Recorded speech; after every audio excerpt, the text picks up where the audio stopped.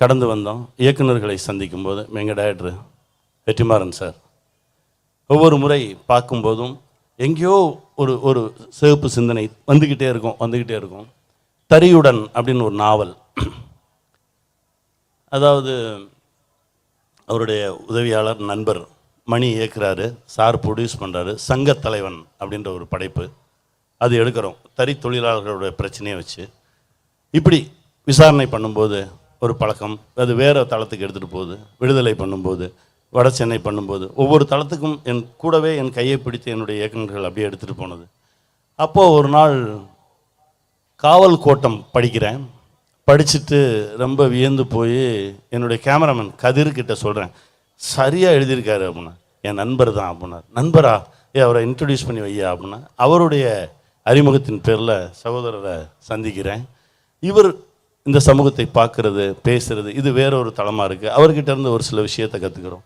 இப்படி இப்போ வரைக்கும் அன்னைக்கு பிடிச்ச கை இப்போ வரைக்கும் அப்போ அப்படியே அந்த இருக பிடித்து ஒவ்வொருத்தரும் கையை பிடிச்சி கூட்டிகிட்டு போயிட்டே இருக்காங்க. எங்கள் துறையில் இருக்க ஒவ்வொரு டைரக்டர்ஸை பார்க்கும்போது ரொம்ப சந்தோஷமாக இருக்கும். ராஜமுருகன் பார்க்கும்போது ரொம்ப மகிழ்ச்சியாக இருக்கும். லெனின் பாரதி பார்க்கும்போது ரொம்ப மகிழ்ச்சியாக இருக்கும்.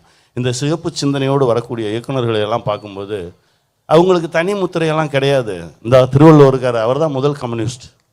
அதுக்கு முன்னாடி எத்தனை வருஷம் ஆச்சுன்னே தெரியாது. திருமூலர், ஒன்றே குலமும் ஒருவனே தேவனும் நன்றே நினைமின் நமனே இல்லைன்னு எழுதினார் திருமூலர். திருமூலர் எப்போ எழுதினாருன்னு யாருக்குமே எப்போ வரைக்கும் தெரியாது. அவர் தான் முதல் கம்யூனிஸ்ட் என்ன கேட்டால். ஏன்னா ஒரு கம்யூனிசம் அப்படின்னா என்ன அப்படின்ற அந்த சித்தாந்தத்துக்குள்ளே போய் பேசும்போது ரொம்ப ரொம்ப எளிமையாக இருக்குது. வர்க்க போராட்டங்களை ஒழிப்பது, வர்க்கத்தை ஒழிப்பதும் சமூகத்தில் இருக்கக்கூடிய ஏற்றத்தாழ்வுகளை சமமாக்குவதும் தான் ஒரு கம்யூனிஸ்ட தத்துவம். அப்போ கம்யூனிஸ்ட்னா யார்? ஒரு பொது உடைமைவாதி. பொது உடைமைவாதி எப்படி இருக்கணும்?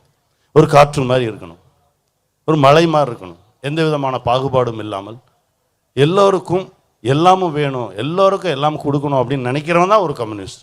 அப்படின்னா கடவுளே கம்யூனிஸ்ட் தானே, எந்த ஏற்றத்தாழ்வும் இல்லையே. அப்படி தான் நான் பார்க்குறேன். என்ன ஒன்று, இந்த சிவப்பு கலரை பார்த்தாலே எல்லாருக்கும் ஒரு பீதி இருக்கும். ஏமாத்துறவனுக்கு ஒரு பீதி வரும், திருட்டுத்தனம் பண்ணுறவனுக்கு ஒரு பீதி வரும். அது ரொம்ப சந்தோஷமாக இருக்கும். என்னடா வந்துட்டான்டா அப்படிம்பாங்க.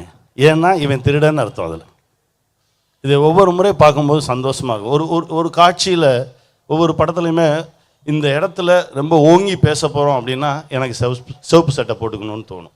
அந்த சிவப்பு சட்டையை போட்டுட்டு நான் வந்து நிற்கிறேன் அப்படின்னாலே ஆஹா ஏதோ ஒரு பயங்கரமான காட்சி போடுறது அப்படிம்பாங்க. இப்போ வரைக்கும் நான் அப்படி தான். இப்போ அடுத்து பண்ண போகிற கதையிலையும் இந்த இந்த 2 சீனுக்கு சிவப்பு சட்டை ரெடி பண்ணுங்கடா அவன் தான் எடுத்து வச்சிருக்கோம். இப்படி தான் பயணம் போயிட்டுருக்கு. எளிமையான முகங்களும் நம்பிக்கையான முகங்களும் தான் இந்த சமூகத்தை கட்டி பிடிச்சி சுற்றிக்கிட்டு இருக்குன்னு நம்புகிறவன் நான். அதை இன்னும் நம்புகிறேன். ஒன்று தான் எனக்கு, இந்த வடது இலதுன்றதுல தான் எனக்கு பெரிய உடன்பாடே கிடையாது. தீயில நல்ல தீ கெட்ட தீன்னு எந்த தீயும் கிடையாது. தீ தான். அது ஒன்றா இருந்தால் இன்னும் மிகப்பெரிய சக்தியாக அது வெளிவரும் அப்படின்னு நம்புகிறவன் நான்.